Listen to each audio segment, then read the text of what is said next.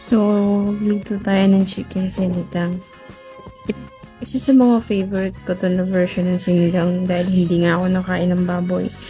So, tuwing nagluluto ako ng chicken sinigang, naalala ko lagi yung memories nung high school pa ako. Meron akong classmate na talaga matandaan yung full name niya. Pero kilala ko yung nickname niya. Yung nickname niya is Duday.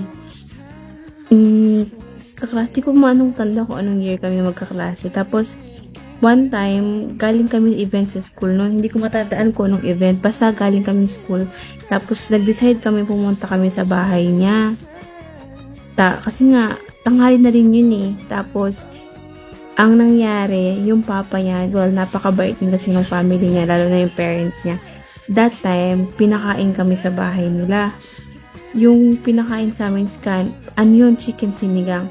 That was the first time na nakatikim ako ng chicken sinigang kasi usually sa household namin, lagi lang pork sinigang or fish bangus or hipon. Yun yung parang common lang. Tapos that time, sabi ko, pwede palang i-sinigang yung chicken. Sabi ko, ang sarap po ng pagkakaluto nyo. I don't know kung why pa yung parents niya pero di ko lang, pero that was the moment na parang, alam mo yun yung nagko-connect lagi pag nagluluto ako ng sinigang na chicken.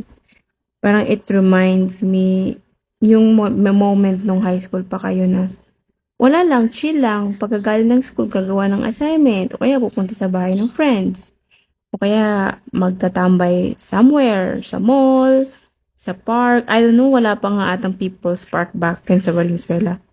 I was in Malintahan High School before nag-aaral. So, yun. Hindi ko naman tandaan yung full name niya. Pero, yun talaga yung parang legit na memory na naaalala ko pag nagluluto ako lagi ng chicken sinigang.